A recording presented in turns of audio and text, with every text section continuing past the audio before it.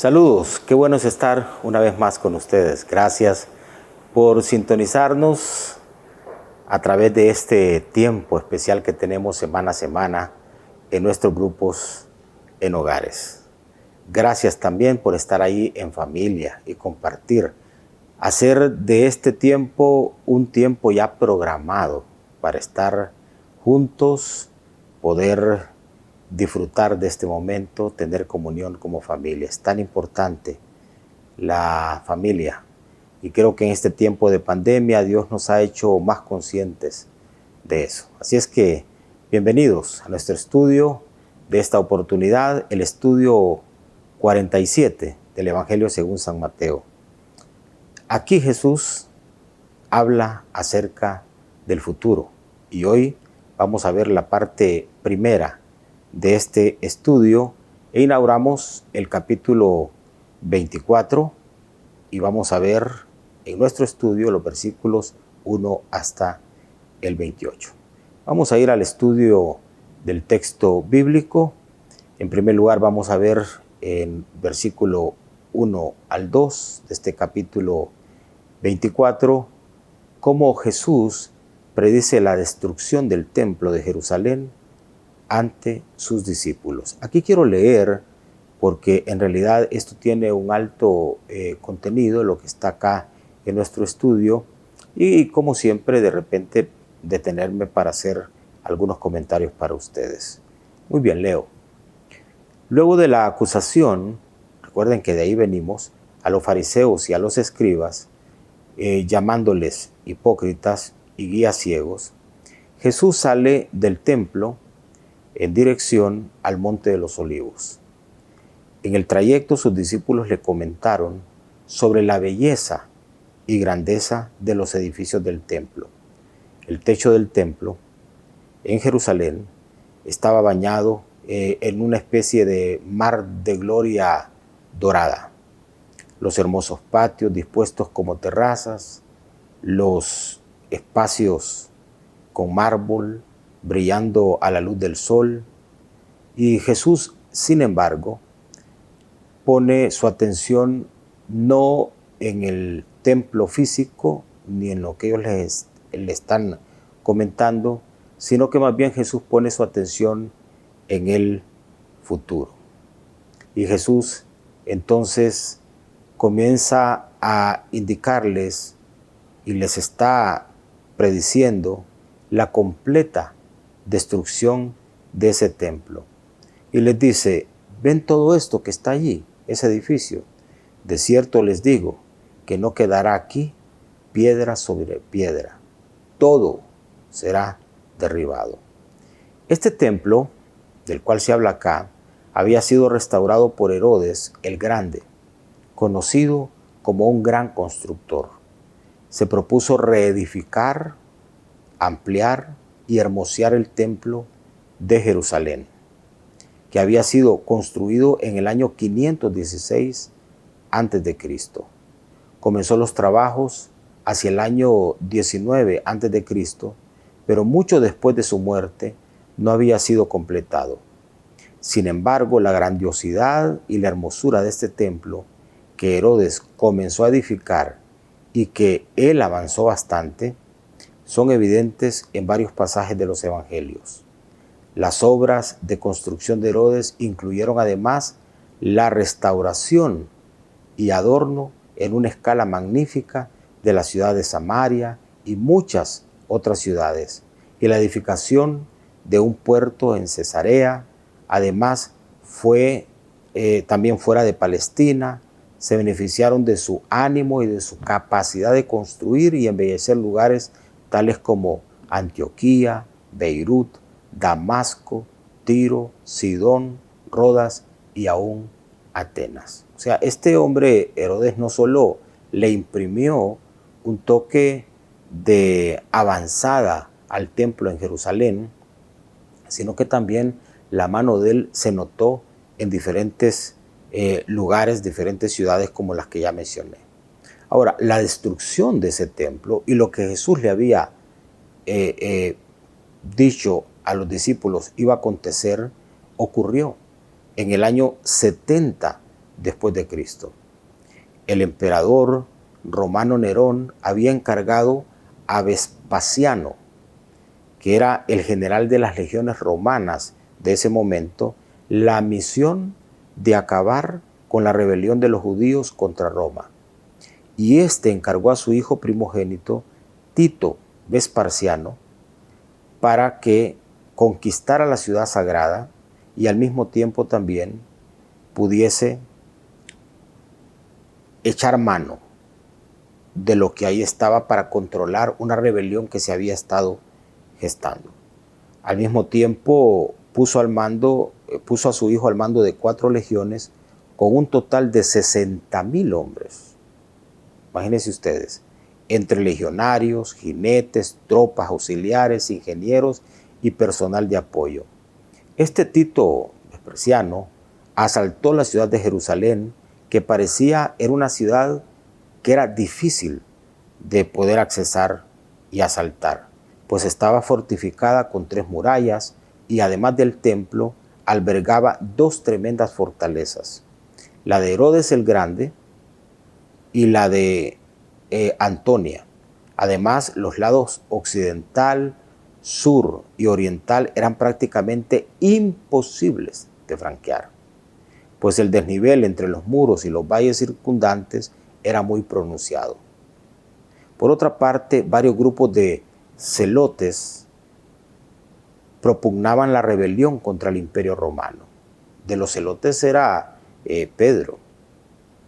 Pedro era de la mentalidad que el reino y el tema de Jesús tenía que ver con tomar por la fuerza el poder. Este era un grupo que se había rebelado contra el Imperio Romano.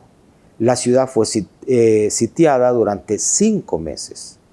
Las tropas desplegaron la impresionante maquinaria de asedio romana con bombardeos de piedras y jabalinas, mientras la infantería trataba de perforar las murallas, para lo cual construyeron terraplenes de madera con tierra encima. El templo fue incendiado por soldados que lanzaron teas encendidas. Luego las estrechas calles de la ciudad fueron taponeadas con cadáveres y la sangre inundó toda la ciudad, de manera que muchos incendios fueron apagados por semejante carnicería. Hoy, el muro de las lamentaciones o el muro de los lamentos, como se le conoce, es el único vestigio que queda de dicho templo. Y hay toda una pugna y hay toda una agenda definida por el pueblo judío para volver a construir su templo en ese mismo lugar donde este templo fue destruido. Y Jesús indicó a sus discípulos, después de ellos ver la belleza de aquel templo y de casi pensar ellos que era sumamente difícil que el templo fuera destruido, Jesús les dijo, ¿saben qué? Este lugar que está ahí va a ser destruido, no quedará piedra sobre piedra.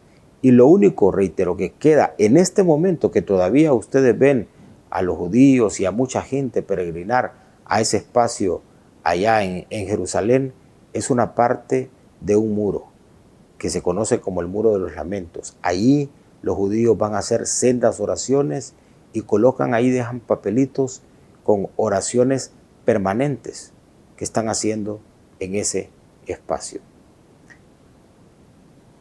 Esto nada más como un elemento importante que creo yo que nos conviene conocer y saber acerca de estas cosas. Luego vamos a ver de los versículos 3 hasta el 14 de este capítulo 24, cómo Jesús les habla a sus discípulos acerca de las señales antes del fin del mundo. Más tarde, estando ya en el Monte de los Olivos, Jesús responde a la expresión de asombro de los discípulos por la grandeza de los edificios del templo, que ya lo vimos, con la predicción de su destrucción total. Los discípulos le preguntan, ¿cuándo van a suceder todas estas cosas? ¿Y cuál será la señal de tu venida y del fin del mundo? Evidentemente, ellos piensan que el fin del templo señala el final del mundo. Pero no, ese fue un acontecimiento que se dio, que Jesús lo mencionó, pero entonces Jesús pasa a responder la pregunta de ellos y Jesús, con su respuesta, aborda varios tópicos a manera de señales y les aconseja qué hacer frente a eso y los exhorta con palabras de ánimo para mantenerse firmes y perseverar hasta el fin. Muchas de estas cosas de las cuales vamos a comentar acá, queridos hermanos, son cosas que nosotros ya estamos viendo y que nos están anunciando precisamente la venida del Señor Jesús. Porque recuerden, la pregunta de los discípulos fue, uno, ¿qué señales iban a tener acerca de la venida de Él y acerca del fin de las cosas? Entonces Jesús responde de esta manera. En primer lugar, dice Jesús, van a venir muchos engañadores en el nombre de Cristo. Por eso les aconseja, cuídense de que nadie los engañe. Hermanos y hermanas, nosotros tenemos la bendición de tener este texto bíblico, pero ¿sabe qué? No es suficiente solo tenerlo. No, uno necesita, basado en este texto bíblico, poder ser madurado y enseñado con la palabra. Estos esfuerzos tienen que ver precisamente con esto, porque no crea usted que el texto mismo no puede ser utilizado para engañar.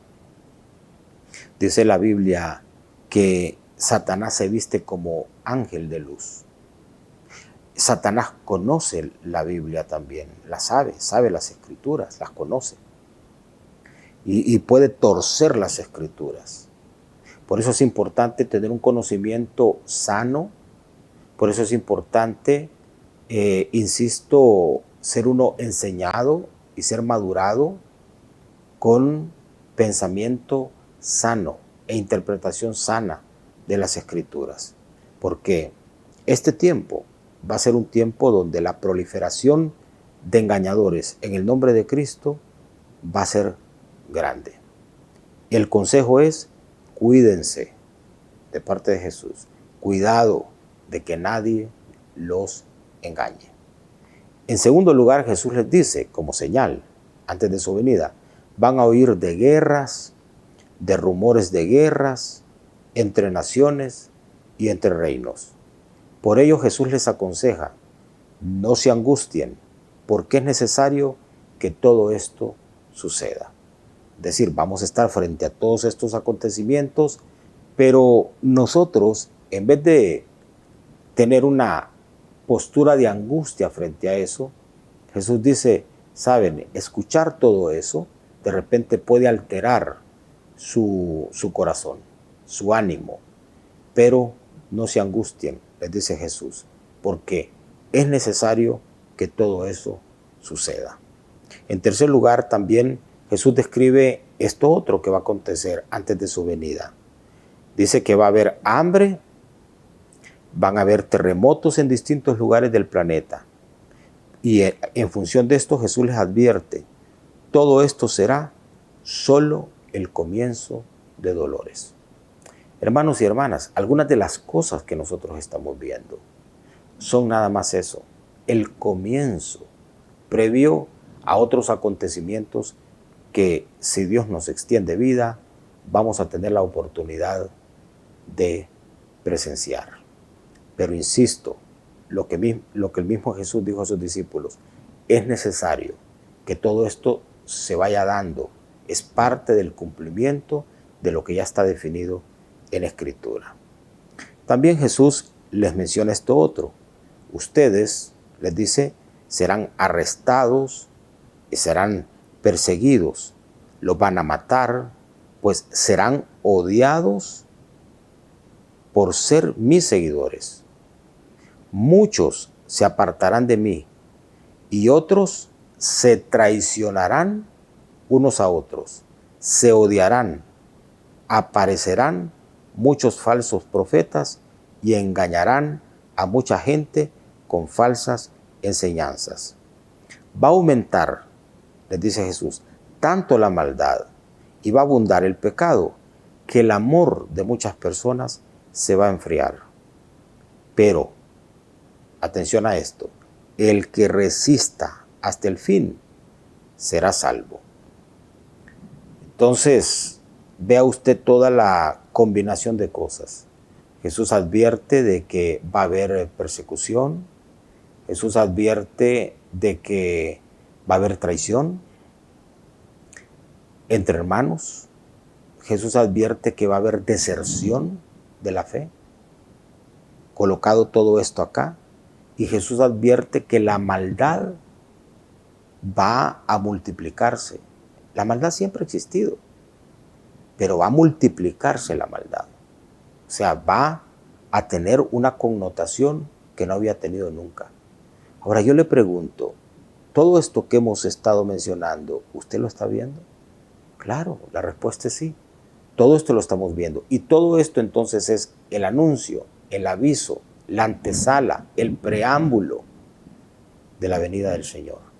Y que el fin cada vez más se está acercando porque es la pregunta que Jesús está contestando a sus discípulos. Y también como señal, Jesús les dice lo siguiente: el evangelio será predicado en todo el mundo, de manera que todas las naciones lo oirán. Y Jesús les anuncia, después de esto, entonces vendrá el fin. Y vea cómo parte fundamental de la antesala a la venida del Señor es la predicación del evangelio. ¿Por qué cree usted que nosotros estamos ocupados primordialmente en esa tarea? Por esto. Porque viendo todo lo que estamos viendo, estamos nosotros entonces cumpliendo también esa otra parte. Esta predicación del evangelio, los únicos que podemos hacer eso y cumplir esa tarea y esa misión encomendada somos nosotros, los creyentes, la iglesia del Señor aquí en este planeta. Por eso es que estamos comprometidos permanentemente a llevar a cabo este esfuerzo con la intención de que el evangelio sea predicado en todos los contextos y que la gente conozca, que la gente sepa que hay un Dios que los ama y un Dios que está dispuesto a perdonarlos y a redimirlos. Esa es la buena nueva, y que la gente conozca acerca de esto, que en medio de todo lo que está viviendo el planeta, que no va a ir mejor, nosotros podemos estar guardados por la mano del Señor y podemos ser instrumentos en las manos de Dios para que Dios nos pueda utilizar poderosamente. Así es que los animo, los invito para que todo esto que estamos viviendo lo vivamos con expectativa, con mucha fe, pero al mismo tiempo también lo vivamos tan intensamente que nuestro compromiso por la predicación del evangelio se vuelva todavía cada vez más sólido y cada vez más contundente. Muy bien, versículo para reflexionar y para memorizar es el que está en este capítulo 24 en el verso 14.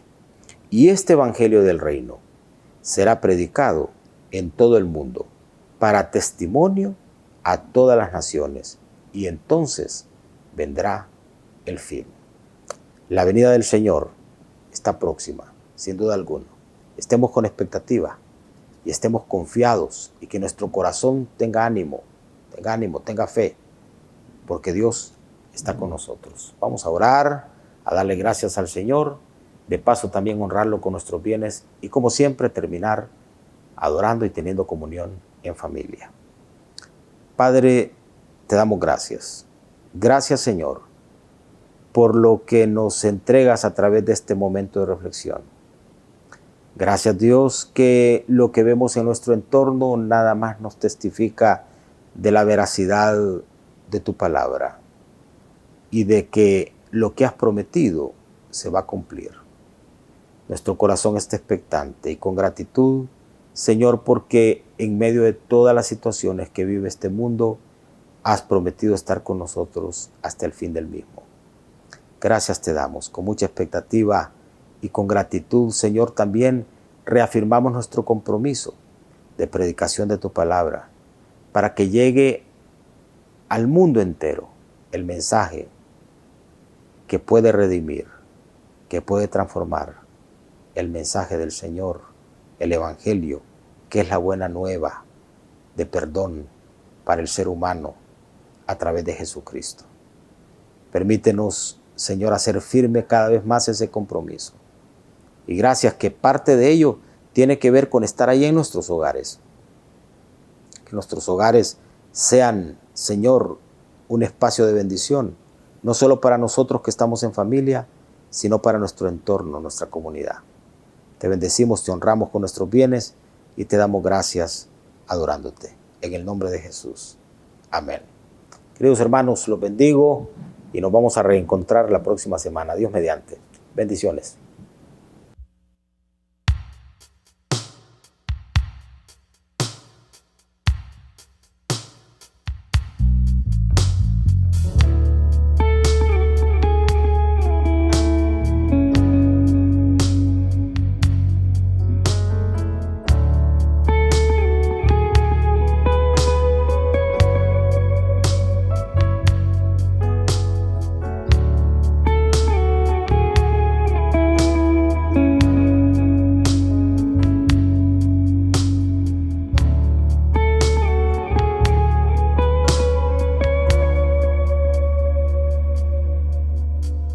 Cerca de ti yo quiero estar para escuchar tu voz y aprender de ti. Quiero ser un reflejo de tu amor. Yo quiero vivir solo en tu voluntad. Jesús, eres mi buen pastor. Tú conoces mi camino. Jesús, puedo confiar en ti. Oh, mi Dios, me rindo hoy.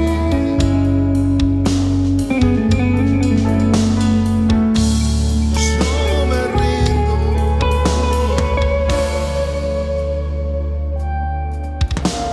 Cerca de ti yo quiero estar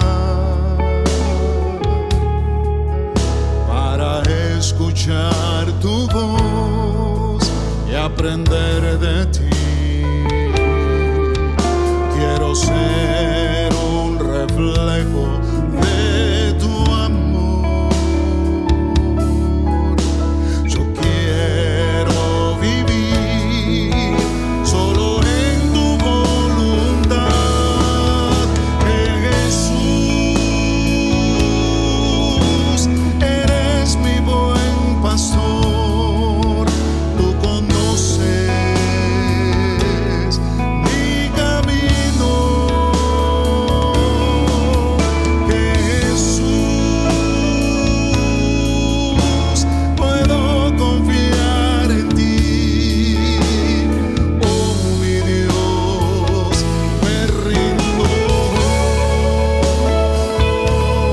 hoy. Yo me rindo.